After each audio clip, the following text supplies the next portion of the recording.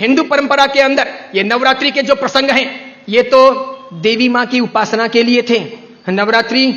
पवित्रतम रात्रियां कही जाती है, पवित्रतम दिन कहे जाते हैं। यह आसो जो चैत्र महीने में आती है, यह साधना के लिए, मंत्र साधनाओं के लिए, ब्रह्मचर्य के लिए, सत्व को प्राप्त करने के लिए, इष्ट की सिद्धि के लिए, अंतरतम की शक्तियों को जगाने के लिए, कुछ अच्छा हासिल करने के लिए होती हैं। समझदार हिंदू और समझदार जैन श्रावक श्राविका और समझदार हिंदू और समझदार जैन साधु संत इन दिनों में साधना में बैठते हैं,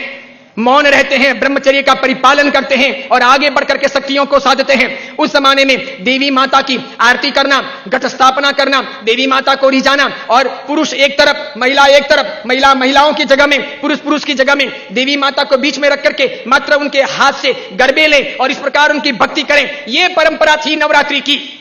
उसके बाद में मात्र गुजराती स्टाइल में डांडिया आए थे, तो बहनें बहनों में खेलती, बीच में देवी मां की स्थापना की जाती, पुरुष में खेलते और इस प्रकार नौरते रखते, नवरात्रि पालते, खान पान का ध्यान रखते। उन दिनों में कोई शराब नहीं पीता, गुटखे नहीं खाता, चाय तक नहीं पीता, व्यसन नहीं करता, अलग अलग शयन करते, पति पत्नी अलग अलग रहते, ब्रह्मचर्य की साधना करते, संपर्क नहीं करते, शुद्धता प्राप्त करते और इतने सारे भोग विलास की जिंदगी के बीच में, इतने सारे विषय वासनाओं के बीच में कोशिश करते कि कुछ दिन पवित्रता के साथ में बिताएं, ताकि देवी माताओं के सानिध्य प्राप्त करके हम शक्ति संपन्न बन सके, उनके आशीर्वाद अपनी जिंदगी में फल सकें। गरबे गए, फिर डिस्को आया, नाना प्रकार के धुनें आई, नाना प्रकार के गायक आए, कई कंपनियां, कई संस्थाएं इसमें कूदी, कई सारे लोगों ने धन कमाना शुरू किया, छोटे बड़े ये डांडियों के अलग अलग कार्यक्रम होने लगे, सब लोग ललचाने लगे। देवी मां एक तरफ रह गई, देवी की साधना एक तरफ रह गई, नवरात्रि की पवित्रता एक तरफ रह गई, घट स्थापना एक तरफ रह गई, गरबे लेने का भाव एक तरफ रह गया, आरती और देवी मां को रिझाना, मातृ शक्तियों को प्रेरित करना, यह सब एक तरफ रह गया। आज डांडिये खेलने वालों में से किसको पता है कि साधना क्या है, ब्रह्मचर्य क्या है, ये क्यों है नवरात्रि, इसका हेतु क्या था, इसका रीजन क्या था, ये क्यों खेलनी चाहिए या नहीं खेलनी चाहिए, तो क्यों नहीं खेलनी चाहिए। मेरा ही नहीं, भारत के कई सारे अखबारों का, कई सारे समाजविदों का, कई सारी अन्य सामाजिक संस्थाओं का यह सर्वे वर्षों से रहा है, समय समय पर किया जाता रहा है कि नवरात्रि के महीने 2 महीने के बाद में जितने गर्भपात होते हैं, उतने गर्भपात बाकी के 11 महीने में नहीं होते।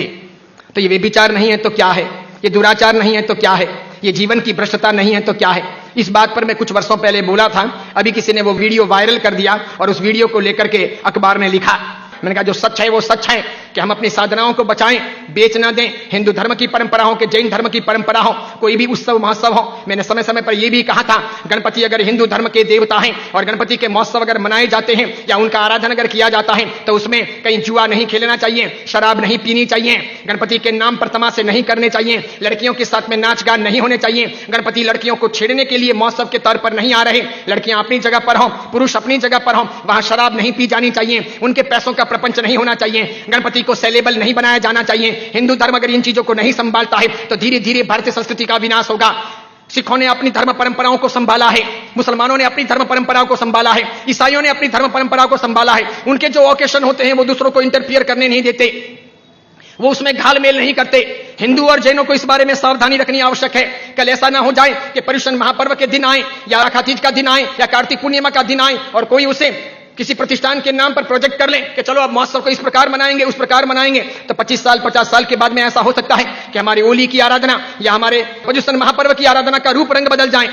जैसे मैंने नहीं कहा था कि मात्र संगीतकारों को बुला करके हम 9 दिन की भक्ति रख लें, सुबह भी भक्ति, रात को भी भक्ति, ठीक है, और इस प्रकार पर्युषण आगे बढ़ जाए और अच्छी खासी संख्या के अंदर वे आधुनिक संगीतकार आधुनिक धुनों पर बहुत गाएं और नौजवान लड़के लड़कियों को मजा आ जाए, सब वहीं पर जाएं। तो 10 साल 15 साल तक अगर ऐसा चले तो आज एक ने किया, कल दूसरा करेगा, परसों तीसरा करेगा, अब चौथा करेगा, धीरे धीरे साधुओं के व्याख्यान में कोई नहीं जाएगा,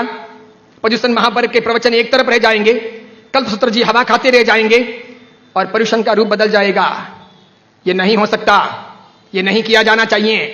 मैं इसलिए कह रहा हूं कि मेरी जिंदगी तो बहुत छोटी है, मैं तो कल दुनिया से चला जाऊंगा, लेकिन भगवान के शासन की परंपराएं नहीं मरनी चाहिए, हमें उन्हें जिलानी होगी। हमारे बच्चों को यह पता नहीं, उनको तो क्या है, नाचना गाना कूदना घूमना फिरना अच्छा लगता है, उन्हें सामाजिक प्रतिक्रमण ना अच्छे लगे,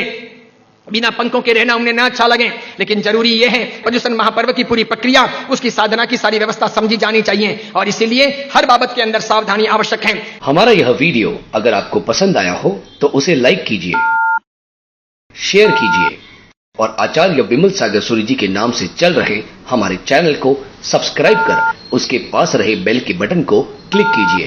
ताकि हमारे नित नई वीडियो को देखने का आपको अवसर मिल सके।